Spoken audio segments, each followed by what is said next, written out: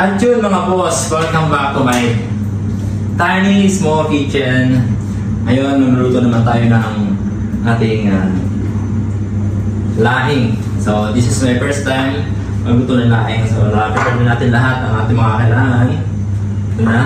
Pag day off mo, siguro makaka-relate nito siguro mga OFW din na katulad ko. Pag day off mo sa OFW, kailangan mo din laba. Kagandahan lang. Hindi mo na kailangan magbanlaw pa. Hindi mo na kailangan pang magkuskus. Ang kagandahan doon pa nilalaba ka dito is sarang mo na lang. Sarang mo na lang siya tapos hindi mo siya matapos. Then, yun na. Kasampay mo na lang. So anyways, going back to sa ating pagluluto. So, taba.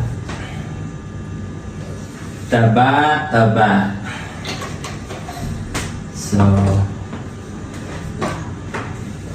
put an oil goes first, and then our pork.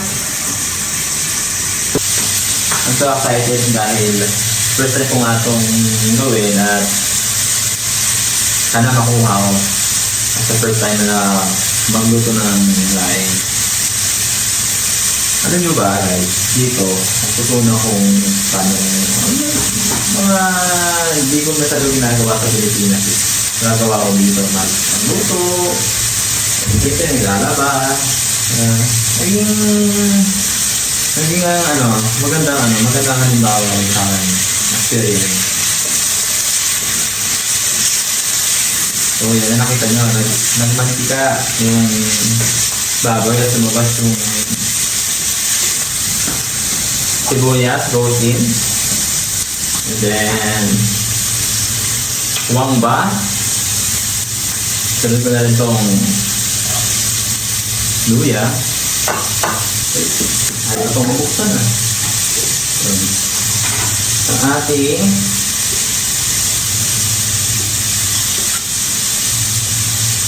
fish shrimp. So, gusto nyo na kung gano'ng karami yung ilalagay nyo.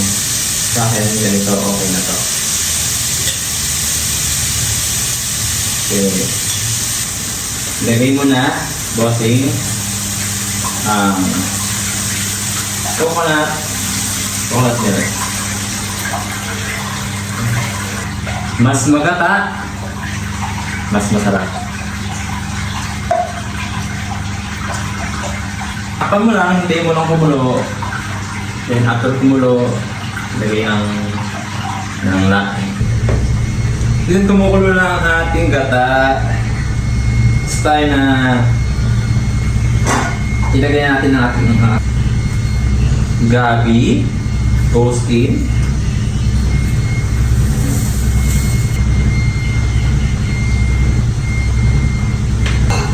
Ay. Oo nga pala, nakakita kong ilagay. Sabi sa mga pampalasa natin. Siyempre, walang iba kundi. Nor, baka naman. Baka naman, no? Nor shrimp pala yung nilagay ko.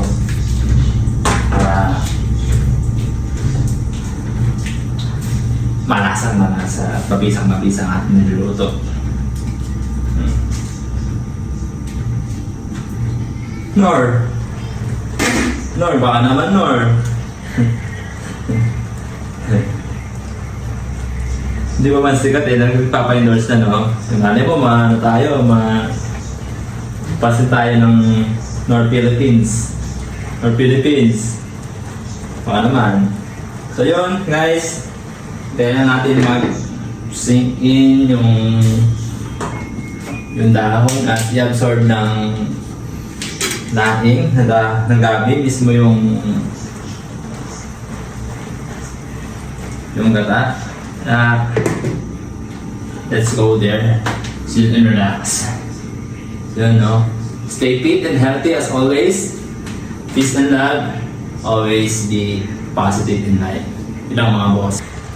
Ilagay natin itong Ilagay natin itong coconut cream. Mas malasang, mas marasyo sa... Diba? Talagang... Yun. Ito naman, nakita niyo na yung boss? Ito na yung purong-puro. Purong gata.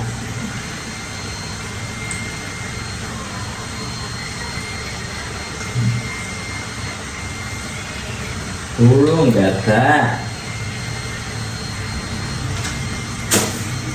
Coconut cream goes in.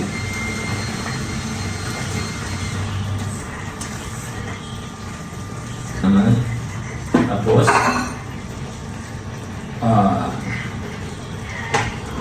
ating, siyempre,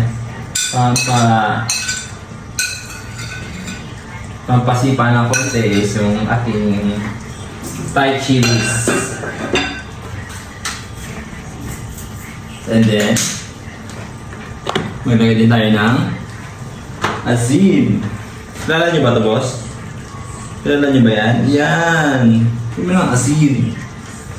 Asin. Tayo natin na konti yan. Patiktikin na lang natin yung gata at pwede na siguro yun. Hopefully, makuha ko yung lasang pangdiinan dahil first time ko magluto. At yun, makalipas ng ilang minuto at tuyo na rin ng ating gata. Pwede na to. Pwede na to. Let's go. Chibugan na mga bossing. Talaga naman. Kita nyo, oh. Pangdiinan yan. Well, i-rate natin yan siyempre. Patayin natin ang ating kalan. Baka hindi para din masunog. At siyempre, taste reveal. Taste reveal yan. Honest reveal talaga to. Wala tong halong tsena-tsena. So, unang tikim.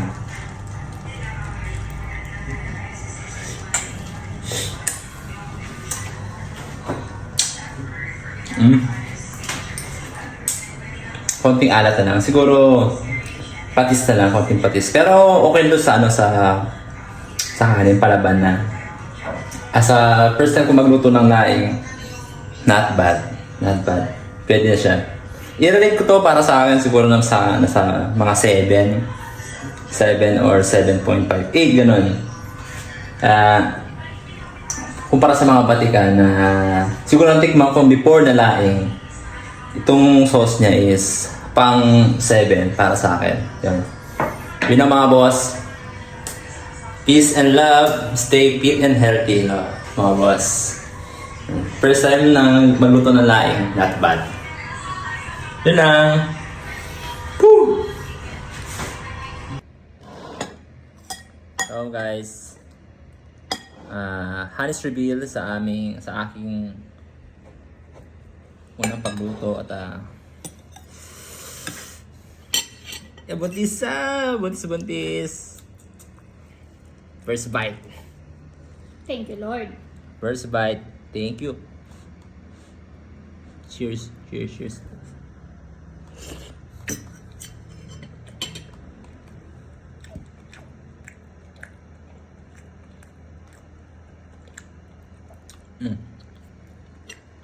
Syrup.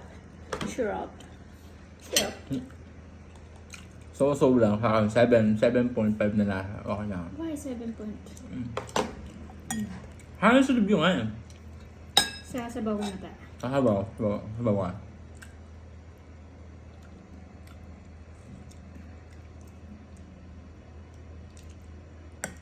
Set, no? I'm a fan of medyo maalat eh. Nga. Kulang pa nga sa alat.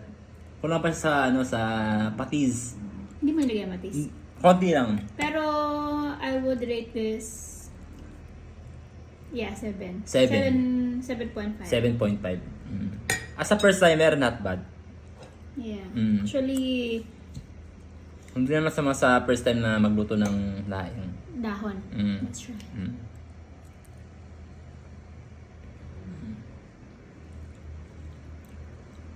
Alam mo kasi, kulang siya ng ano. Sa akin kulang siya ng... Alam mo yung tuyo? Yung Oo, yung dilis na. dilis, oo. Kaya pala parang there's something missing na lasa. Yun, yung like kung pwede siyang dried fish or dry shrimp. Pero masarap yung sa rice. Oo. So yun lang. Maraming salamat sa pagpapanood ng aking mga video. Please like, share, and subscribe. Don't forget to Hit the notification bell. bell bottom. Yun lang, maraming salamat guys. Peace. As always. Peace. And yes.